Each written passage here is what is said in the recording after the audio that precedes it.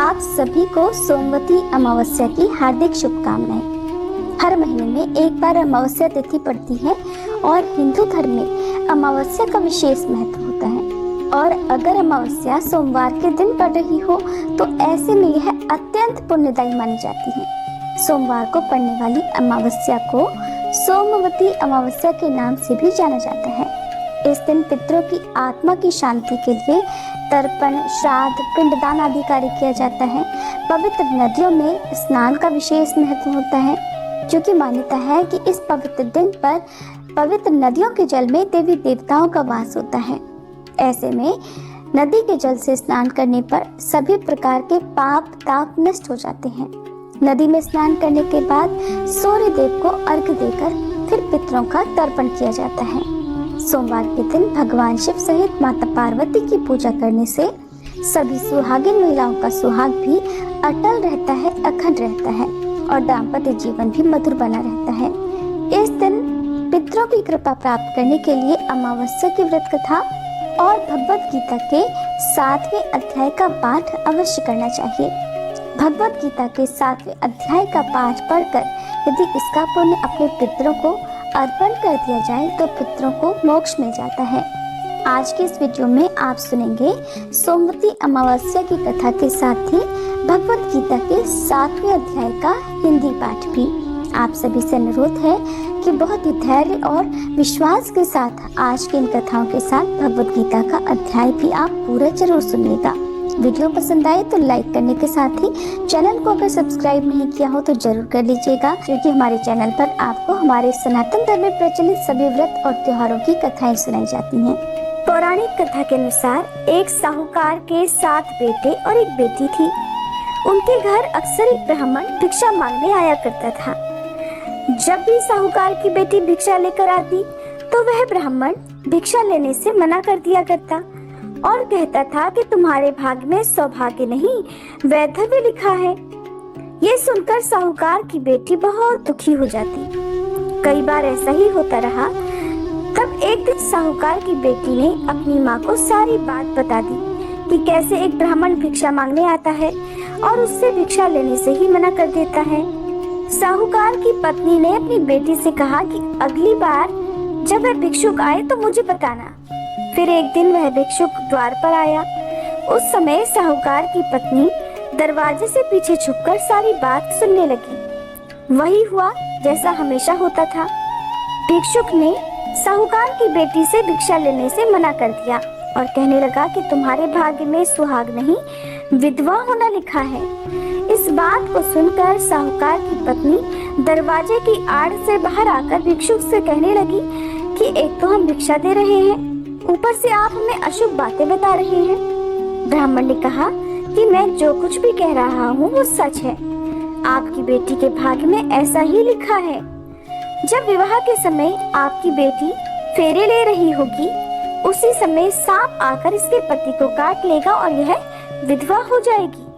ब्राह्मण की ऐसी बातें सुनकर साहूकार की पत्नी दुखी हुई, लेकिन फिर ब्राह्मण से बोली कि अगर आपको ये पता है कि ये विधवा होगी तो आपको ये भी पता हो सकता है कि फिर इसके सुहाग की रक्षा कैसे हो सकेगी। साहूकार की पत्नी के ऐसा पूछने पर ब्राह्मण ने कहा कि यहाँ से बहुत दूर पर एक गांव है जहाँ पर एक सोना धोबन रहती है। वह हर सोमवती अमावस्या को व्रत रखती है, इससे उसका सुहाग अटल है। अगर वह आकर अपना सुहाग आपकी बेटी को दे देगी तभी इसका वैधव्य टल सकता है। ब्राह्मण की बात सुनकर साहूकार की पत्नी ने ब्राह्मण का धन्यवाद किया और वह सोना धोबन की खोज में निकल पड़ी। एक दिन बहुत तेज धूप के कारण पीपल की छाया में बैठकर आराम कर रही थी। तभी उसने देखा कि एक सांप आया और उस पीपल के पेड़ पर गरुड़ के बच्चों को खाने के लिए चढ़ने लगा। साहूकार की पत्नी ने देखकर उस सांप को मार दिया और गरुड़ के बच्चों की रक्षा की। इतनी देर में गरुड़ भी वहां आ गया और देखा कि आसपास खून ही खून फैला हुआ है। गरुड़ को लगा कि साहूकार की पत्नी ने ही उसके बच्चों को नुकसान पहुंचाया है, इसलिए गरुड़ ने चोट से उस पर हमला कर दिया। लेकिन फिर साहूकार की पत्नी ने किसी तरह उसे रोका और बताया कि उसने तो उसके बच्चों की रक्षा की है। गरुड़ ने जब इस सच को जाना तब कहने लगा कि तुमने मेरे बच्चों की रक्षा की है, इसलिए बताओ कि मैं कैसे तुम्हारी सहायता कर सकता हूँ। साहूकारनी ने तब गरुड़ को बताया कि वह सोना धोबन की तलाश में निकली हुई है, अगर वह उसे वहां तक पहुंचा दे तो बड़ा उपकार होगा। फिर साहूकारनी को गरुड़ ने सोना धोबन के गांव में पहुंचा दिया। सोना धोबन के 7 बेटे और बहुएं थी, लेकिन बहुओं में घर के काम को लेकर कहासुनी बहुत हुआ करती थी। साहूकारनी को एक उपाय सूझा और वह हर रात जब सभी लोग सो जाते तो सोना धोबन के घर में चुपके से चली जाती और घर का सारा काम काज करके निकल आती। कई दिनों तक ऐसा ही चलता रहा। तब एक दिन सोना धोबन ने सोचा कि अब मेरी बहुएं आपस में कहासुनी भी नहीं करती और घर का सारा काम काज भी हो जाता है, आखिर ऐसा करता कौन है। ये सब जानने के लिए सोना धोबन चुप कर बैठ गई और सब कुछ उसने अपनी आंखों से देख लिया। काम करके जब साहूकारनी जाने लगी तब धोबन ने उसे पकड़ लिया और पूछने लगी कि तुम कौन हो और यहाँ इस तरह मेरे घर का काम करके क्यों चली जाती हो। साहूकारनी ने कहा, मैं सब बता दूंगी, लेकिन पहले वचन दो कि सारा सच जानने के बाद तुम मेरी मदद जरूर करोगी। सोना धोबन ने साहूकारनी को वचन दे दिया। साहूकारनी ने सारी बातें सोना धोबन को बता दी और अपने साथ चलने के लिए कहा। सोना धोबन साहूकारनी के साथ चल दी। जाने से पहले अपनी बहुओं से बोली कि मेरे लौटने तक हो सकता है तुम्हारे ससुर जी की मृत्यु हो जाए, लेकिन इनके शरीर को तेल में डुबोकर रखना, अंतिम संस्कार मत करना। सोना धोबन इस प्रकार चलते चलते साहूकारनी के घर आ गई और जब साहूकारनी की बेटी का विवाह हो रहा था तब फेरों के समय एक सांप लहलहाता हुआ चला आया। सोना धोबन ने उस सांप के आगे दूध और लावा रख दिया। जैसे ही वह सांप दूध पीने लगा कि सोना धोबन ने उस सांप को एक पिटारी में बंद कर दिया और फिर साहूकारनी की बेटी से कहने लगी कि अब तक मैंने जितने भी सोमवती अमावस्या का व्रत रखा है उन सभी का पुण्यफल मैं साहूकारनी की बेटी को देती हूँ। इसके बाद साहूकारनी की बेटी का वैधव्य टल गया और वह सौभाग्यवती बन गई। इधर सोना धोबन ने पकड़े हुए सांप को दूर जंगल में ले जाकर छोड़ दिया। फिर सोना धोबन अपने गांव लौटने लगी। तब एक दिन रास्ते में ही सोमवती अमावस्या पड़ गई। सोना धोबन ने इस दिन व्रत रखा और पीपल की पूजा की, कथा का पाठ भी किया। इसी बीच घर में सोना धोबन के पति की मृत्यु हो गई थी। जब वह वापस अपने घर लौटी तब उसने अपने रास्ते में किए हुए सोमवती अमावस्या का पुण्य अपने पति को दे दिया। इससे उसका मरा हुआ पति फिर से जीवित हो उठा। लोगों ने जब सोना धोबन से पूछा कि तुमने अपने मरे हुए पति को कैसे जीवित कर लिया, तब उसने बताया कि उसने सोमवती अमावस्या के व्रत के प्रभाव से अपने पति को जीवित किया है। तब से उस गांव की सभी सुहागिन महिलाएं भी अपने अपने पति की लंबी आयु की कामना से सोमवती अमावस्या का व्रत रखने लगी। हे मावस माता, जैसे आपने साहूकारनी की बेटी और सोना धोबन के पति की रक्षा की, जैसे उनका सुहाग अमर किया, इसी तरह इस कथा को कहने सुनने और हुंकारा भरने वाली सभी सुहागिन महिलाओं के सुहाग की रक्षा करना, सभी का सुहाग अटल रखना। प्रेम से बोलिए अमावस माता की जय। महाभारत शुरू होने से पहले भगवान श्री कृष्ण ने अर्जुन को गीता के ज्ञान का उपदेश दिया था। भगवत गीता का 7वां अध्याय पितृ मुक्ति और मोक्ष से जुड़ा हुआ है। पितृ पक्ष के दिनों में या अमावस्या तिथि पर भगवत गीता के 7वें अध्याय का पाठ पढ़ने या सुनने से पितृदोष से मुक्ति मिल सकती है और पितरों की कृपा भी प्राप्त होती है। इस अध्याय का नाम है ज्ञान विज्ञान योग। इस अध्याय का पाठ जितना हो सके उतना करने का प्रयास करना चाहिए। मय्यासक्त मनः पार्थं योगं युज्यन्मदाश्रयः असंशयं समग्रं यथा ज्ञास्यसि तच्छृणु। भगवान शिव कहते हैं, हे पार्वती, अब मैं 7वें अध्याय का महात्म्य आपको बताता हूँ, जिसे सुनकर कानों में अमृत राशि भर जाती है। पाटलिपुत्र नाम का एक दुर्गम नगर है, जिसका गोपुर अर्थात द्वार बहुत ही ऊंचा है। उस नगर में शंकुकर्ण नामक एक ब्राह्मण रहता था। उसने वैश्य वृत्ति का सहारा लेकर बहुत सारा धन कमाया, लेकिन न तो उसने कभी पितरों का तर्पण किया और न कभी देवताओं का पूजन किया। वह धन इकट्ठा करने में तत्पर होकर केवल राजाओं को ही भोज दिया करता था। एक समय की बात है, उस ब्राह्मण ने अपना चौथा विवाह करने के लिए अपने पुत्रों और बंधु बांधवों के साथ यात्रा की। रास्ते में आधी रात के समय जब वह सो रहा था, एक सांप ने कहीं से आकर उसकी बाह में काट लिया और उसके काटते ही ब्राह्मण की अवस्था ऐसी हो गई कि मणि, मंत्र और औषधि आदि से भी उसके शरीर की रक्षा असाध्य लगी। और फिर हुआ ये कि कुछ ही क्षणों बाद उसके प्राण पखेरु उड़ गए, उसकी मृत्यु हो गई। फिर बहुत समय के बाद वह ब्राह्मण प्रेत सर्प योनि में उत्पन्न हुआ। उसका चित्त उस समय भी धन की वासना में बंधा हुआ था। उसने अपने पूर्व जन्म के वृतांत को याद करके सोचा कि मैंने अपने घर के बाहर जो करोड़ों की संख्या में अपना धन गाड़ रखा है, उससे इन पुत्रों को वंचित करके मैं स्वयं ही उस गड़े हुए धन की रक्षा करूंगा। एक दिन सांप की योनि से पीड़ित होकर पिता ने स्वप्न में अपने पुत्रों के समक्ष आकर अपने मन के भाव बताए। तब उस ब्राह्मण के निरंकुश पुत्रों ने सवेरे उठकर बड़े आश्चर्य के साथ एक दूसरे से अपने अपने स्वप्न की बातें बताई। उनमें से मझला पुत्र कुदाल हाथ में लेकर घर से निकला और फिर जहां उसके पिता सर्प योनि धारण करके रहते थे, उस स्थान पर गया। हालांकि उसे धन के स्थान का ठीक ठीक पता नहीं था, फिर भी स्वप्न में उसके पिता ने जैसा उसको बताया था, उसी चिन्हों से उसका ठीक ठीक निश्चय उसने कर लिया। और फिर लोभ बुद्धि से वह धन प्राप्त करने की इच्छा से वहां पहुंचकर उसने बांबी को खोदना आरंभ कर दिया।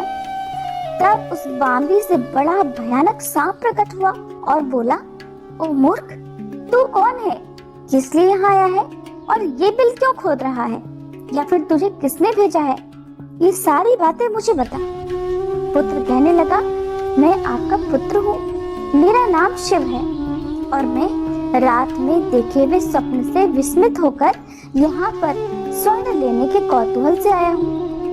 पुत्र की यह लोक निंदित वाणी सुनकर वह सांप हंसता हुआ ऊंचे स्वर से इस प्रकार स्पष्ट वचन बोला, अगर तू मेरा पुत्र है तो मुझे जल्दी ही इस बंधन से मुक्त कर।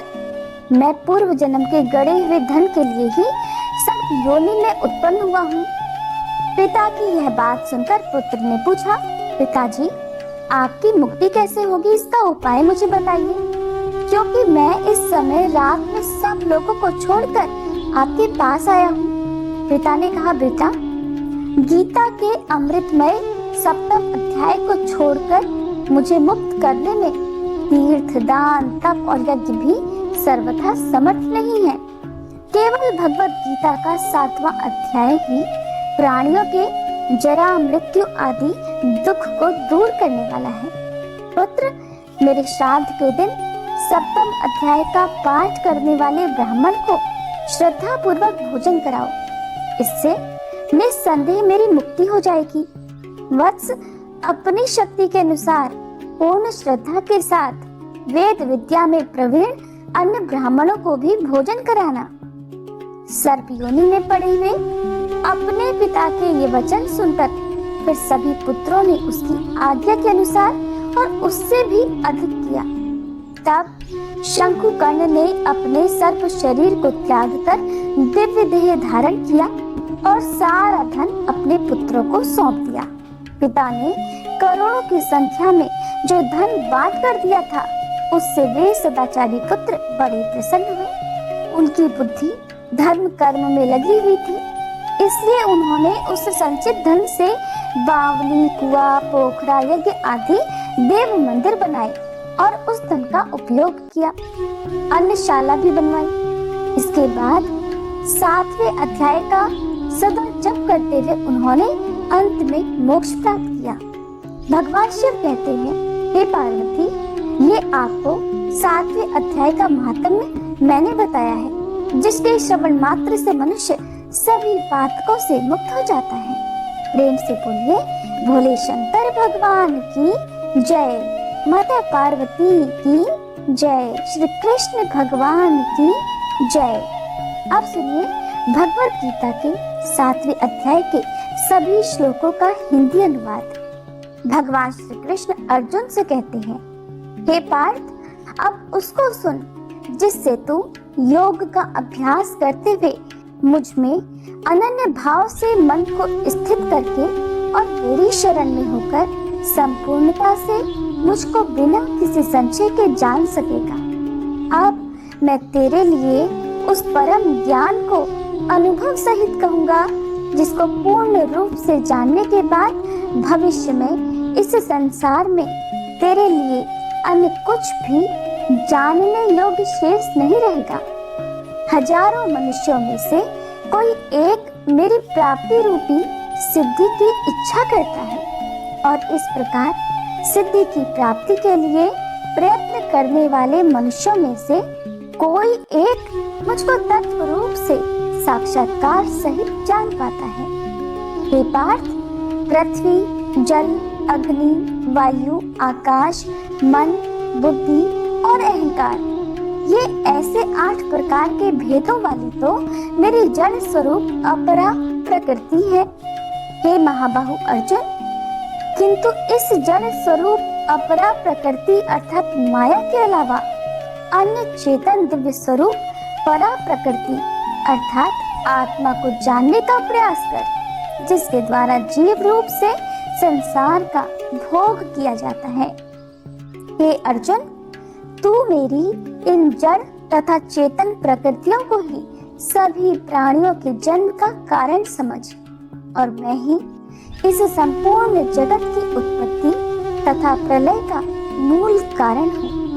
हे धनंजय, मेरे अतिरिक्त अन्य कुछ भी नहीं है। जिस प्रकार माला में मोती धागे पर आश्रित रहते हैं, उसी प्रकार ये संपूर्ण जगत मणियों के समान ही मुझ पर आश्रित है।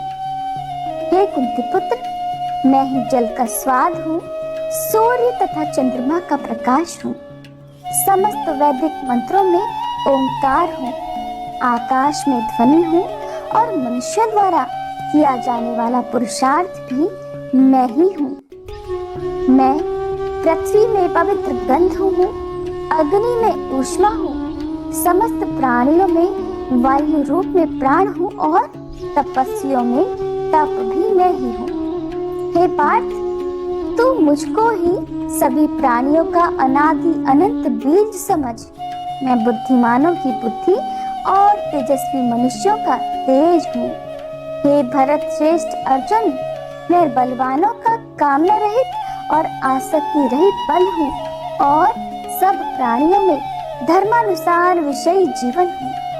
प्रकृति के 3 गुण सत्व, रज और तम गुण से उत्पन्न होने वाले भाव, उन सब को तो मुझसे उत्पन्न होने वाले समझ, किंतु प्रकृति के गुण मेरे अधीन रहते हैं, मैं उनके अधीन नहीं हूँ। प्रकृति के इन 3 गुणों से उत्पन्न भावों द्वारा संसार के सभी जीव मोहग्रस्त रहते हैं। इस कारण प्रकृति के गुणों से अतीत मुझ परम अविनाशी को नहीं जान पाते हैं।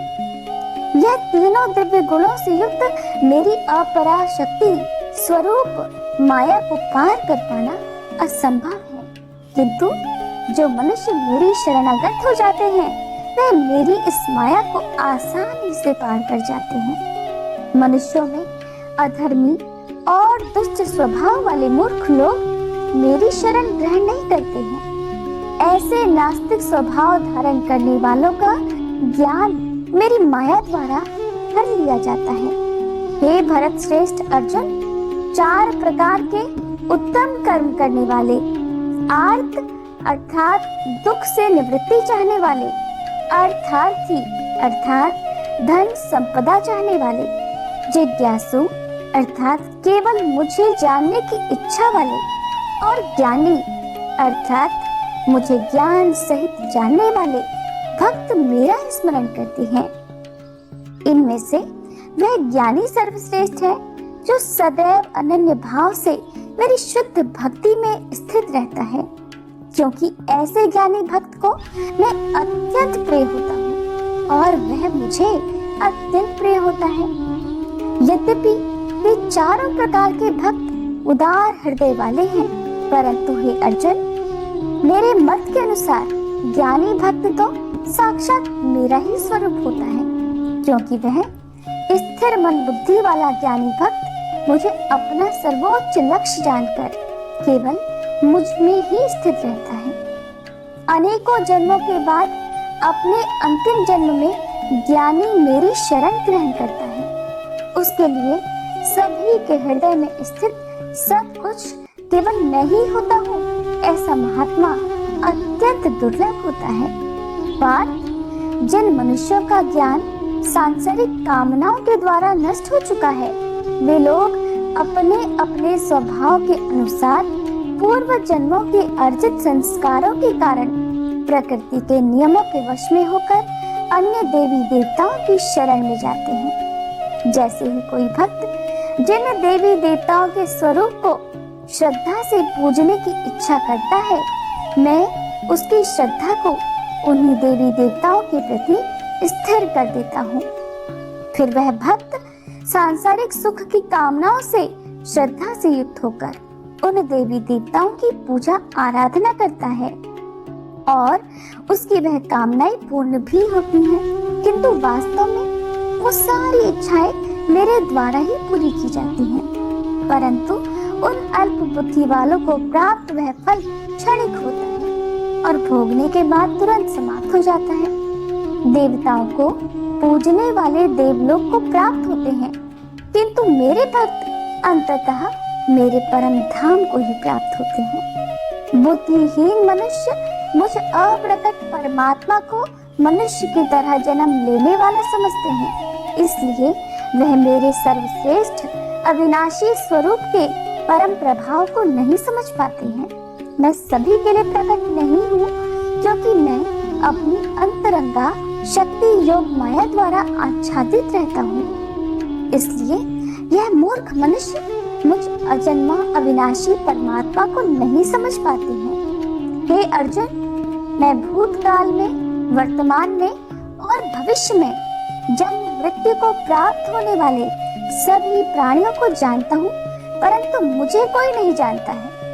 हे भरतवंशी, हे शत्रु विजेता, संसार में सभी प्राणी इच्छा, द्वेष आदि द्वंद्वों से उत्पन्न मोह के कारण जन्म लेकर पुनः मोह को प्राप्त होते हैं, परंतु जिस मनुष्य ने पूर्व जन्मों में और इस जन्म में पुण्य कर्म किए हैं और उसके सभी पाप पूर्ण रूप से नष्ट हो चुके हैं, वह दृढ़ संकल्प के साथ मेरी भक्ति करके मोह आदि सभी द्वंद्वों से मुक्त हो जाता है।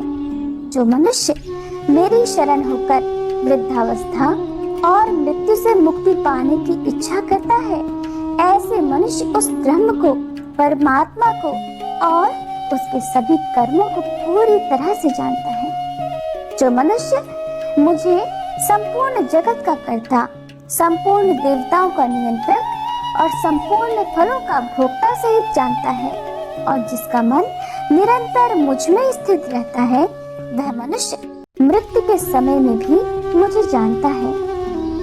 इस प्रकार उपनिषद, ब्रह्म विद्या तथा योग शास्त्र स्वरूप श्रीमद् भगवत गीता में श्री कृष्ण द्वारा अर्जुन के संवाद में भगवत ज्ञान योग नाम का 7वां अध्याय संपत्ति।